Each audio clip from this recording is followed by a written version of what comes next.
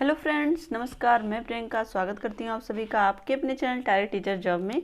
दोस्तों, आज हम डीएलएड थर्ड सेमेस्टर हिंदी विषय का शिक्षण देखेंगे। और दोस्तों, यहाँ पर हम आपका क्लास नंबर 4 आज हम देखेंगे। दोस्तों, यहाँ पर इसके पहले हम लोग देख रहे थे क्लास नंबर 1 में हमने देखा था आपके हिंदी विषय के सिलेबस। और दोस्तों, यहाँ पर क्लास नंबर 2 में हमने देखा था कवियों लेखकों का सामान्य परिचय, जिसके अंतर्गत था कवियों का परिचय। और कवियों में हमने देखा था कबीरदास और सूरदास।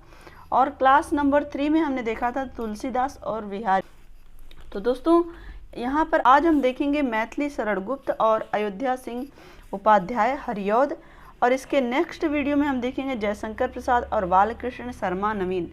तो दोस्तों, यहाँ पर प्रत्येक कवि के विषय में हम देखेंगे जो भी आपके पाठ्यक्रम में है। तो चलिए, शुरू करने से पहले हम आपको कुछ रिवीजन कराना चाहते हैं। जैसे अगर हम बात करें कबीरदास जी की, तो कबीरदास की जो प्रमुख रचनाएं हैं वो साखी, शबद और रामायणी है। जिसमें अगर हम बात करें साखी की, तो जो साखियाँ हैं वो दोहे के रूप में हैं, और जो शबद है वो गेय पद में है, और जो रामायणी है वो चौपाई तथा दोहे दोनों के रूप में है।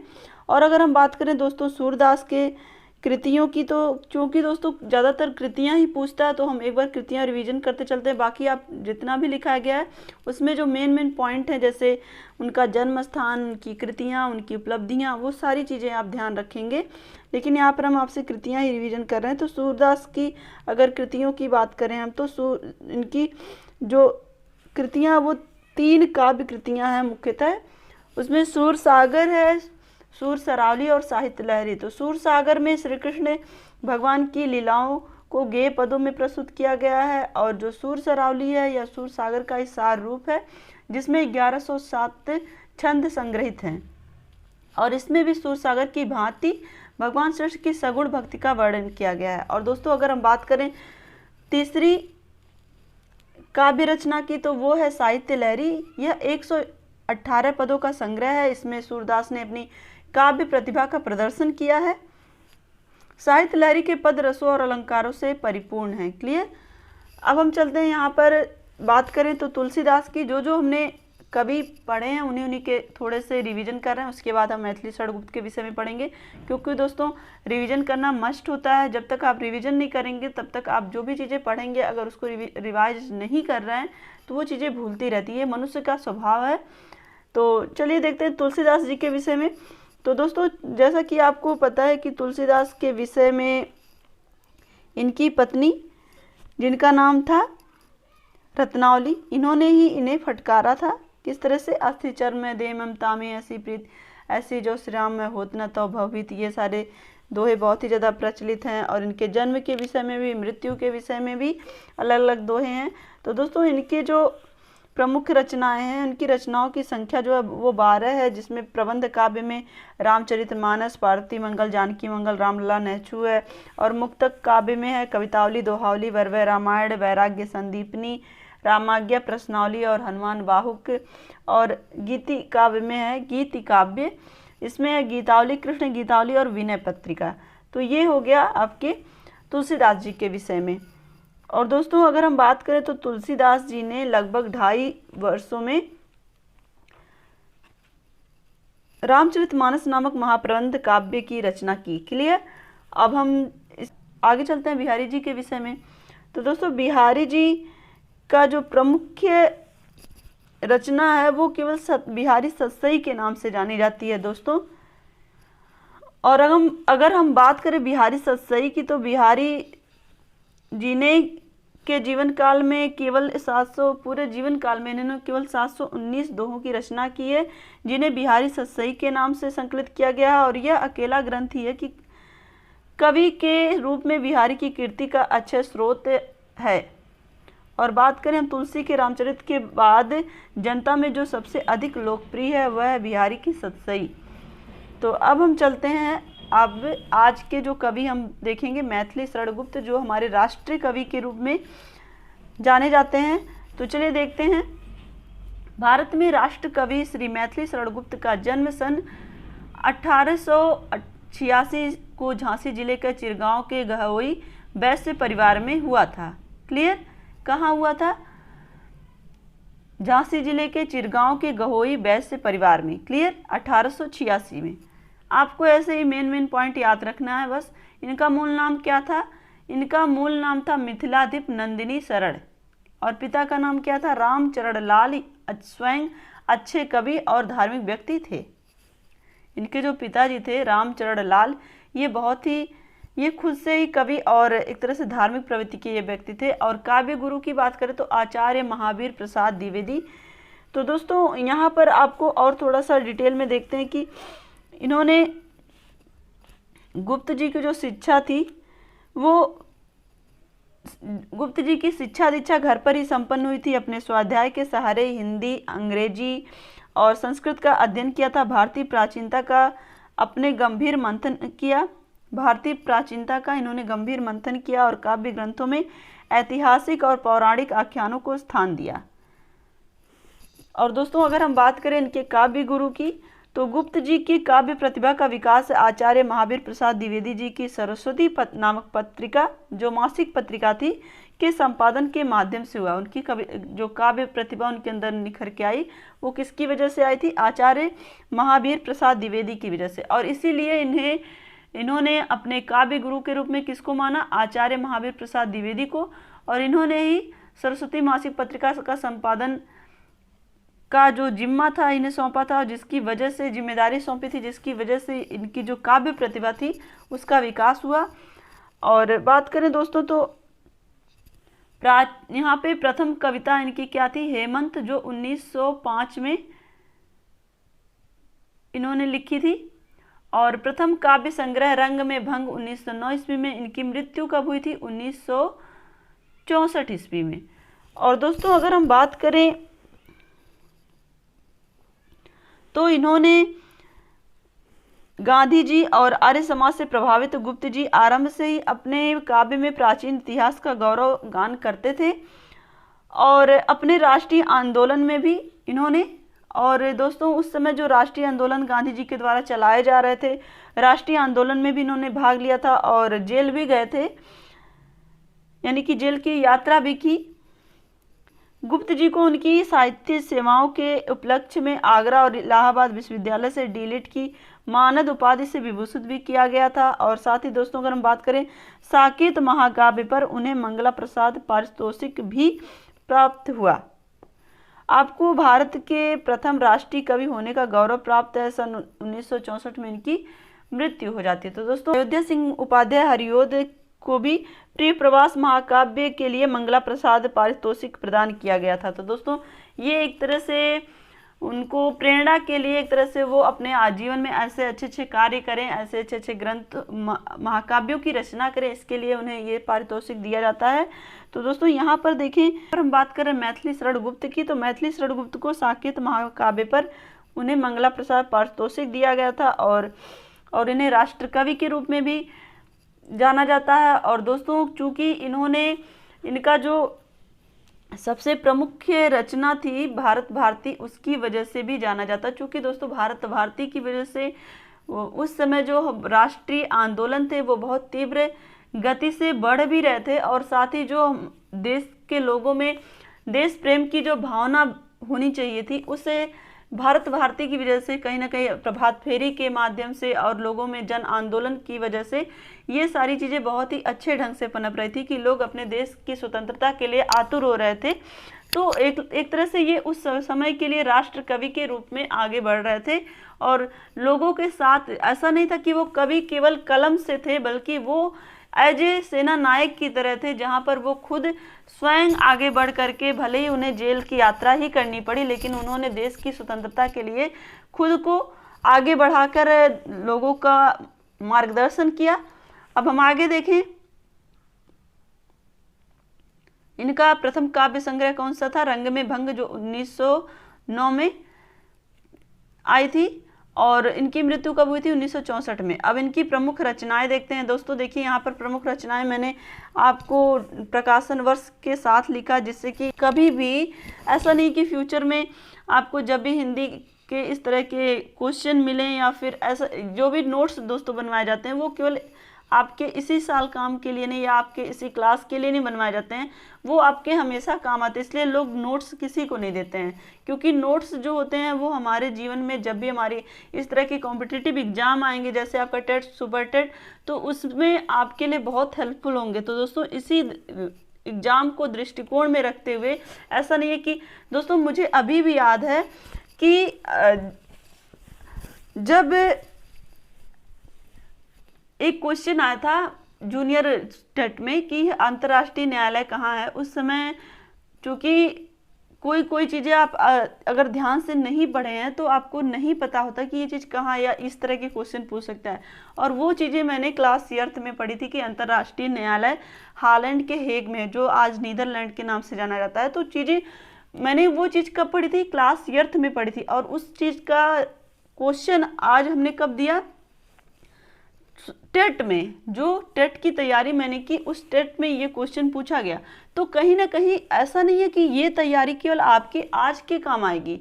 दोस्तों जो तैयारी आप करते हो किसी भी क्लास में, वो तैयारी आपके लिए, जो भी आपको पढ़ाया जाता है वो आपके कभी भी किसी भी कॉम्पिटिटिव एग्जाम में पूछा जा सकता है। इसलिए हमेशा जो भी पढ़िए मन लगा के पढ़िए, और वो चीज़ें आप खुद को याद करने की कोशिश रखिए, और साथ ही उसमें आप अपना 100% बेस्ट देने की कोशिश करिए। तो दोस्तों यहाँ पर हम बात कर रहे हैं आपके मैथिली षड्गुप्त के प्रमुख रचनाओं की। तो चलिए देखते हैं, यहाँ देखिए प्रमुख रचनाएं क्या हैं, प्रकाश वर्ष क्या हैं। तो यहाँ पर देखिए रंग में भंग, इसके पहले हम लोगों ने देखा था 1909 में। जयद्रथ बद्ध इनकी रचना है, 1910 ईस्वी में प्रकाशित हुई थी। और भारत भारती 1912 ईस्वी में। तो दोस्तों भारत भारती ही ऐसी रचना थी जो इन्हें लोगों के बीच लोकप्रिय बनाई, पूरी जनता के बीच ये एक राष्ट्र कवि के रूप में जाने गए, राष्ट्रीय कवि के रूप में जाने गए। क्लियर।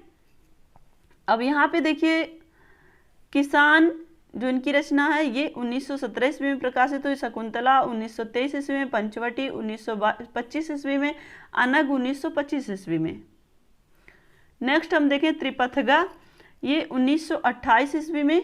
यहाँ देखिए त्रिपथगा 1928 ईस्वी में। शक्ति 1928 ईस्वी में। गुरुकुल 1929 ईस्वी में। विकट 1929 ईस्वी में। साकेत 1931 ईस्वी में। यशोधरा 1933 ईस्वी में। तो दोस्तों जो ज़्यादा पूछे जाते हैं उसमें साकेत, यशोधरा, और इसके पहले जो हम लोगों ने देखा भारत भारती। और यहाँ पर देखिए द्वापर 1936 ईस्वी में। सिद्धराज 1936 ईस्वी में। नहुस 1940 ईस्वी में। कुड़ाल गीत 1942 ईस्वी में। और देखिए यहाँ पर काबा और करबला ये 1942 ईस्वी में भी बहुत इंपॉर्टेंट है। और पृथ्वीपुत्र 1950 ईस्वी में। और प्रदक्षिणा 1950 ईस्वी में। जय भारत 1952 ईस्वी में। विष्णुप्रिया 1957 ईस्वी में। अर्जन और विसर्जन 1942 ईस्वी में। और झंकार 1929 ईस्वी में। क्लियर। तो दोस्तों ये झंकार भी इम्पॉर्टेंट है, बहुत ही मोस्ट इम्पॉर्टेंट है। तो ये सारे जो इनकी रचनाएं थी ये बहुत ही ज़्यादा प्रसिद्ध हुई, बहुत ही ज़्यादा लोकप्रिय हुई। चूँकि दोस्तों ये अलग अलग धर्मों से तो संबंधित थी, लेकिन कहीं ना कहीं जो अलग अलग धर्मों का एक निचोड़ होता है कि कहीं ना कहीं हम यहाँ पर जब हम ईश्वर ने जब हमें भेजा तो हम किसी भी धर्म जाति समुदाय से कोई भी संबंध नहीं। यहाँ पे जब हम पहुँचते हैं तो यहाँ पे जाति धर्म समुदाय में बढ़ जाते हैं। तो एक तरह से प्रत्येक व्यक्ति ईश्वर की संतान है। और यहाँ पर अगर हम देखेंगे इनकी रचनाओं में आगे, तो विषय वस्तु की दृष्टि से गुप्त जी की इन रचनाओं को निम्न श्रेणियों में वर्गीकृत किया जा सकता है। तो देखते हैं यहाँ पे राम संबंधी काव्य। तो राम संबंधी काव्य कौन कौन से हैं? साकेत है, पंचवटी है, प्रदक्षिणा। साकेत अयोध्या को ही कहते हैं। और यहाँ पर देखिए कृष्ण संबंधी काव्य कौन सा है? द्वापर है। कृष्ण संबंधी काव्य है द्वापर। दोस्तों आगे आप देखेंगे तो आपको हर धर्म से संबंधित कुछ ना कुछ चीजें आपको देखने को मिलेंगी। यहाँ पे देखिए वैष्णव भक्ति संबंधी काव्य, तो विष्णु प्रिया चैतन्य महाप्रभु से संबंधित है। तो दोस्तों इस तरह से आप जब इस तरह से देखेंगे तो आपको बहुत ही अच्छे से समझ में भी आएगा कि इन्होंने हर धर्म के लोगों से संबंधित कुछ ना कुछ जो भी उनकी महत्वपूर्ण चीजें हैं उससे संबंधित लोगों के एक भावनाओं को टच किया उनके काव्य के माध्यम से।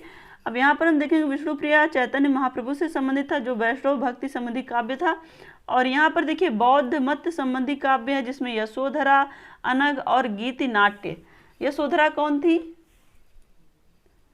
याद करिएगा और कमेंट करके हमें बताइएगा। और यहाँ पर देखिए अंगा में सिख धर्म संबंधी काव्य जिसमें गुरुकुल आता है, और इस्लाम धर्म संबंधी काव्य जिसमें काबा और करबला। तो आपको अब ये भूलेगा नहीं काबा और करबला, क्योंकि यहाँ पर किसी पर्टिकुलर धर्म से इन्होंने इसको जोड़ करके ही इस काव्य की रचना की है। और यहाँ पर हम देखें महाभारत के पात्रों, प्रसंगों, उपाख्यानों पर आश्रित काव्य है। जयद्रथ वध, वक संहार, नहुस, हिडिंबा। हिडिंबा का नाम आपने सुना होगा अगर आपने कभी इधर, जब अभी रात में तो आता है कृष्णा 9 बजे डीडी नेशनल पे, तो दोस्तों उसमें बर्बरिक एक राक्षस रहता, उसकी दादी का नाम रहता हिडिंबा। तो हिडिंबा और शकुंतला, तिलोत्तमा, जय भारत। और यहाँ पर देखिए दोस्तों, यहाँ पर देखिए हिडिंबा जो रहती है, हिडिंबा के बारे में थोड़ी सी जानकारी ले लीजिए। हिडिंबा जो रहती है वो बर्बरिक को यानी कि अपने पोते को ये सिखाती है कि अगर आप भगवान से मोक्ष की प्राप्ति चाहते तो भगवान के हाथों मरना सबसे अच्छा, तुरंत स्वर्ग की प्राप्ति होती। तो इसलिए वो उसे इस तरह से विद्या अर्जित करने के लिए कहती है, और इस तरह से भगवान के सामने जा करके उनको ललकारने की कोशिश करनी है, जिससे कि भगवान उन्हें मार दें और भगवान के हाथों मरने से स्वर्ग की प्राप्ति होगी। तो इस तरह से भगवान जी उनको मार देते हैं, जो बर्बरिक नाम का जो राक्षस रहता है उसको मार देते हैं, और उसे स्वर्ग की प्राप्ति होती है। और उसने भगवान जी से वरदान भी पा लिया था कि जब तक वो पूरे महाभारत युद्ध को देखेगा तब तक उसका सर जीवित रहेगा। उसका जो उन्होंने जो उसे अपने चक्र से काटा था उसका गर्दन, विष्णु भगवान ने, चूंकि कृष्ण ने तो विष्णु का ही अवतार है, तो उन्होंने जब चक्र से काटा था उसका गर्दन, तो वो उसकी गर्दन तब तक जीवित थी जब तक कुरुक्षेत्र का युद्ध नहीं हो गया था। तो उसने उस सारे युद्ध को पूरा अच्छे से देखा था, और उसने ये भी देखा था कि जो भी युद्ध में जो भी युद्ध लड़े गए थे उसमें हर युद्ध के पीछे जितने भी योद्धा मारे गए थे उस योद्धाओं में सारे योद्धाओं का संहार भगवान श्री कृष्ण के चक्र ने ही किया था। तो ये सारी चीजें एक गूढ़ रहस्य की बातें हैं। तो कहीं ना कहीं ये सारी चीजें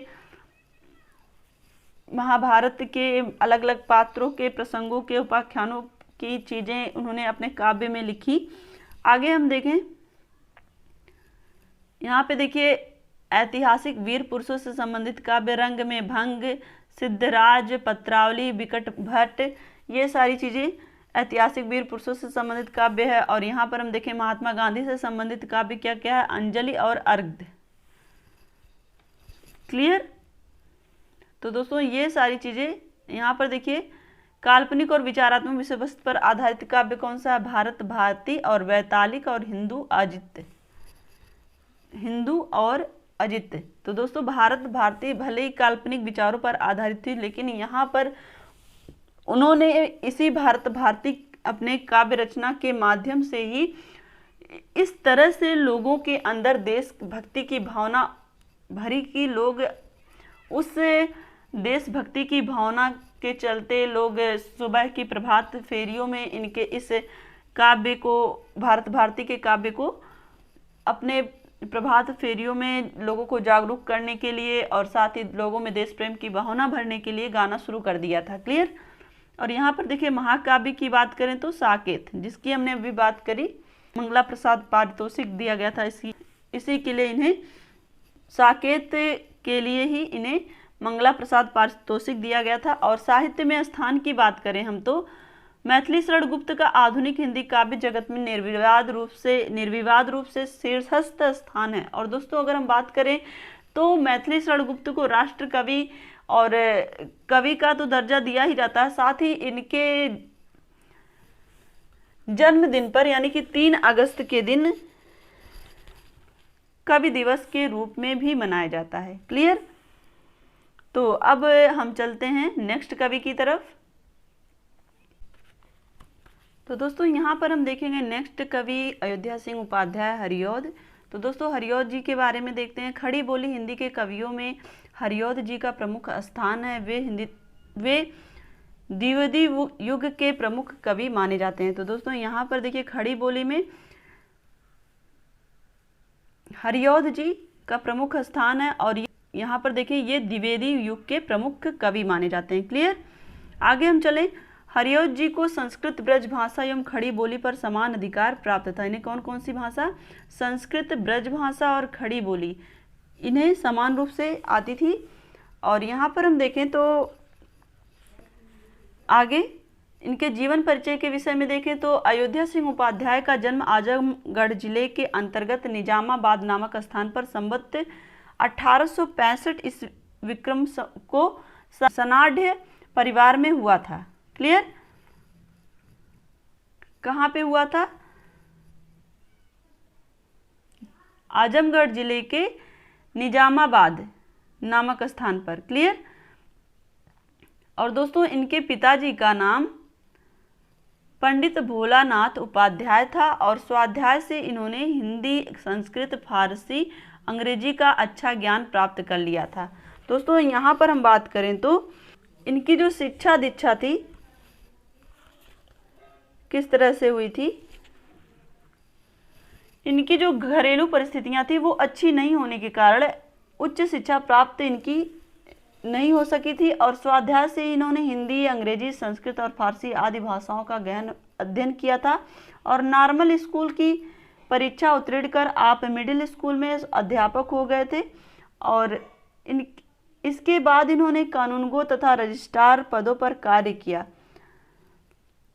सरकारी नौकरी से अवकाश के बाद पंडित मदन मोहन मालवीय जी के अनुरोध पर काशी विश्वविद्यालय में हिंदी अध्यापन का कार्य करते रहे और हिंदी साहित्य सम्मेलन के साहित्य वाचस्पति की उपाधि से आपको विभूषित किया गया था।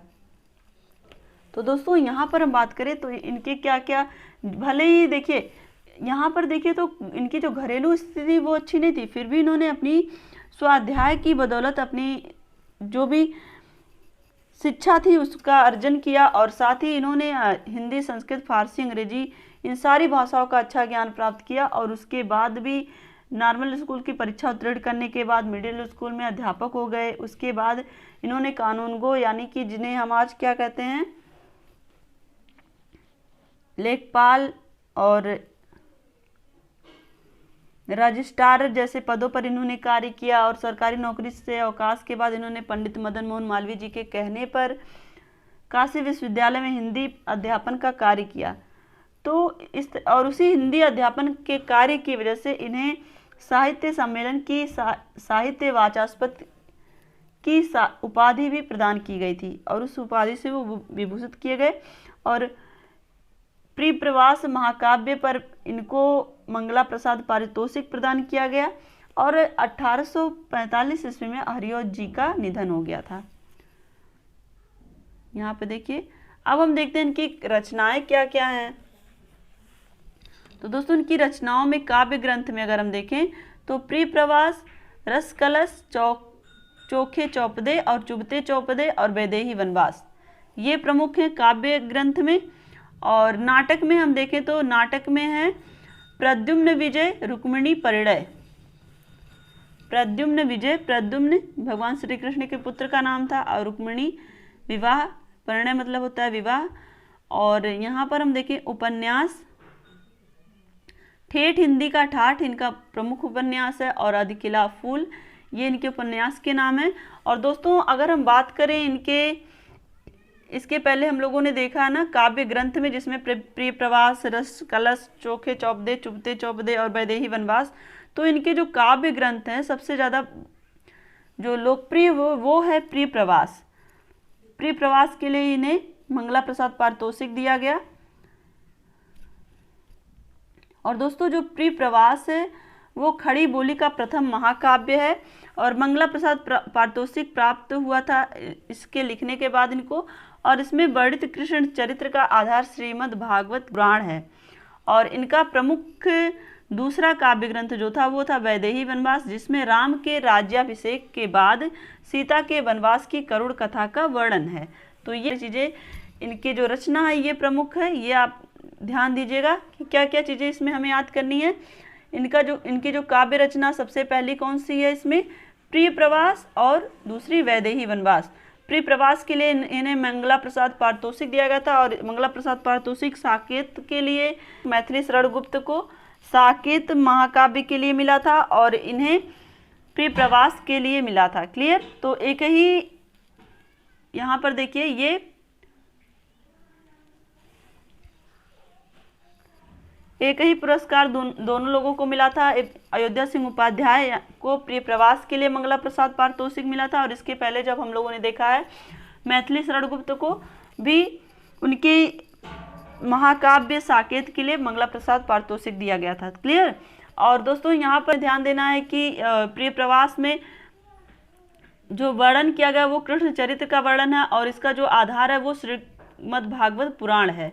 और दोस्तों दूसरा इनका जो महाकाव्य है वो वैदेही वनवास है, और जिसमें राम के राज्याभिषेक के बाद सीता के वनवास की करुण कथा है। क्लियर।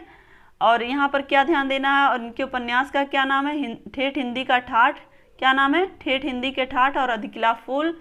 और इनकी जो नाटक है प्रद्युम्न विजय, रुक्मिणी परिणय। और यहाँ पर हमने देख ही लिया है काव्य ग्रंथ कौन सा है, प्रिय प्रवास, रस कलश, चोखे चौपदे, चुपते चौपदे और वैदेही वनवास। और यहाँ पर जो भी मेन चीज़ें हैं वो हम फिर से दोहराते चलते हैं। इनका जन्म कहाँ हुआ था, आजमगढ़ जिले के निजामाबाद नामक स्थान पर। और इनके पिताजी का क्या नाम था, भोलानाथ उपाध्याय। और इन्हें कौन कौन सी भाषाएं स्वाध्याय से इन्होंने सीखी थी, हिंदी, संस्कृत, फारसी और अंग्रेजी। और इसके अलावा हम बात करें तो इनका जो निधन कब हुआ था, वो हुआ था सन 1845 में। क्लियर। अब हम यहाँ पर हमने इन दोनों कवियों के विषय में डिटेल से देख लिया है। तो आशा करती हूँ कि आपको ये वीडियो अच्छा लगा होगा। तो वीडियो को लाइक कर दीजिएगा, और कमेंट के माध्यम से हमें ज़रूर बताइएगा कि हमारा ये प्रयास आपको कैसा लगता है। साथ ही अगर आप चैनल पर नए हैं तो प्लीज़ चैनल को सब्सक्राइब करके बेल आइकन बटन को जरूर प्रेस कर लीजिएगा, जिससे हमारे सभी वीडियोज़ की नोटिफिकेशन आपको मिल सके। और दोस्तों वीडियोज़ को अपने दोस्तों के साथ ज़रूर से शेयर कर दिया करिए, तभी मेरा ये प्रयास आप लोग के लिए जो भी मेहनत है वो सफल हो पाएगी। तो इसी तरह से आप अपनी मेहनत जारी रखिए, अपना ध्यान रखिए, अपनों का ध्यान रखिए, अपने आसपास सफाई रखिए। हमसे जुड़ने के लिए थैंक यू सो मच। जय हिंद।